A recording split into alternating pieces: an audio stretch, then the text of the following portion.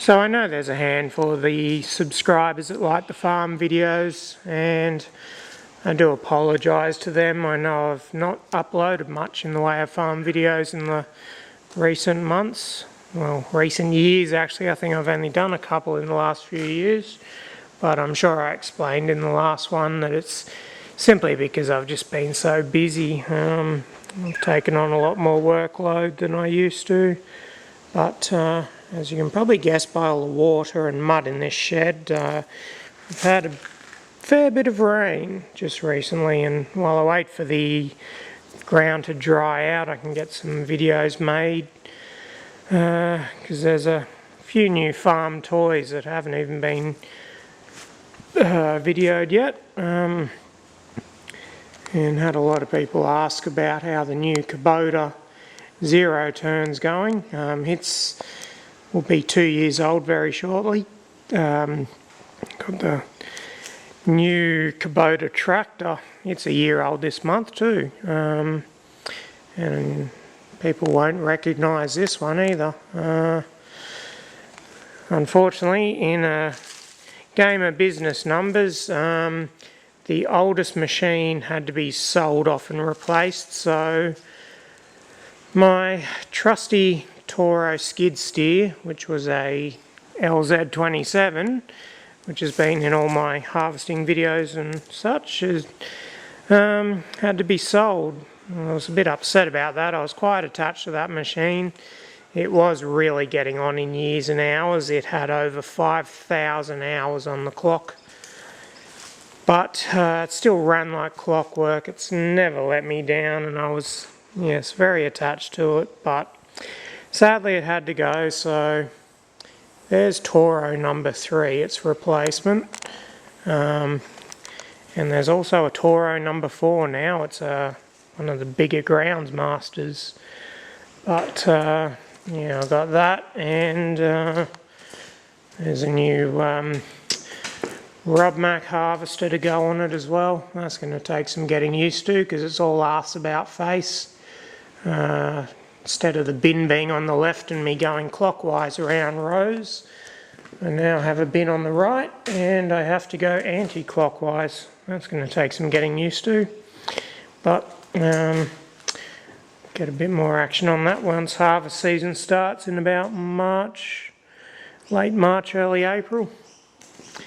Anyway, yeah, that's just the new style Z Master.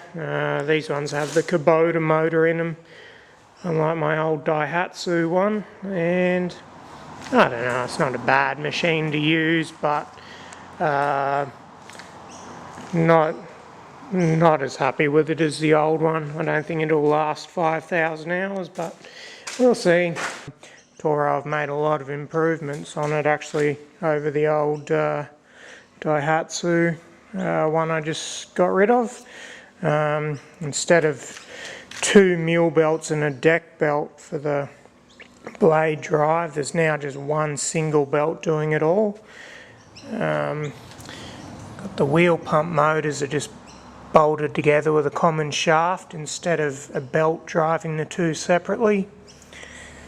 Hydraulic tank under the back seat now instead of hanging out the side. Battery looks like a pain in the arse to get out because it's not going to fit between that gap, but I'll cross that road when I get to it. And one downside, like a lot of things these days, no temperature gauge. Gonna have to do something about that.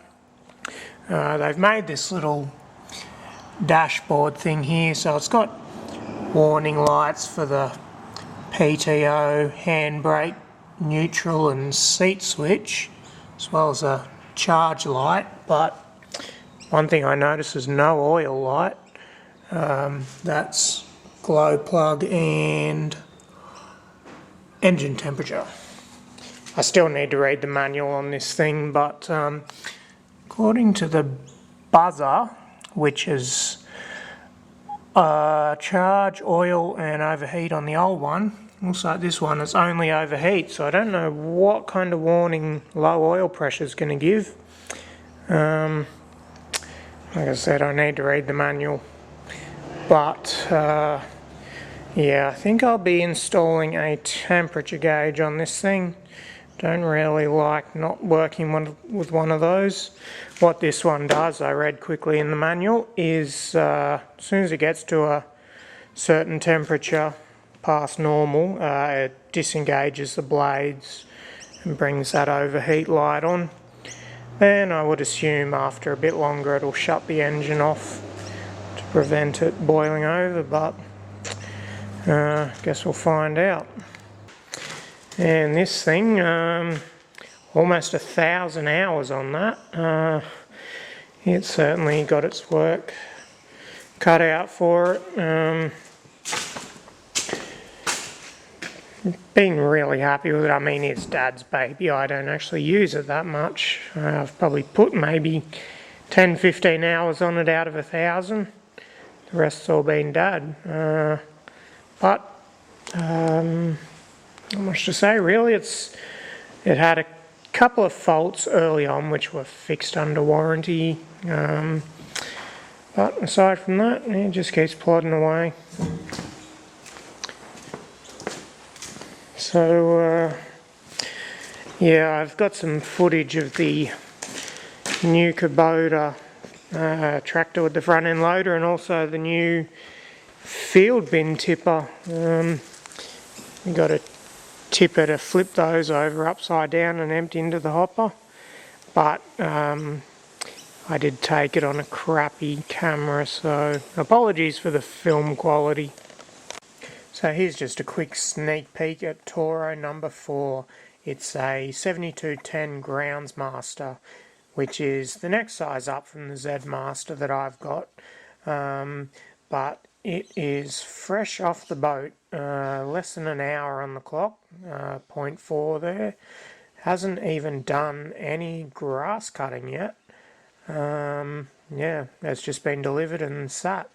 So I'll get some footage of this one once it's actually been run in.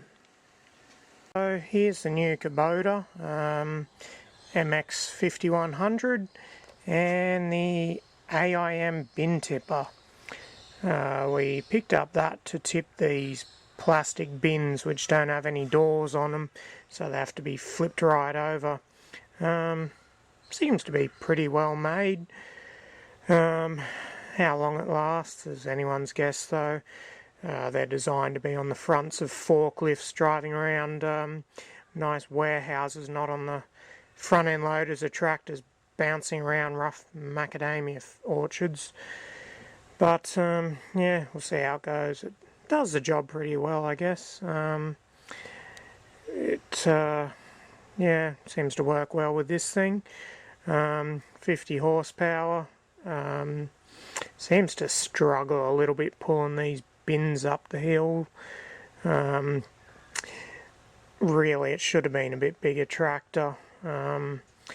Pulling up some of these steep hills on this farm, it is struggling a bit, but yeah, 50 horsepower turbo.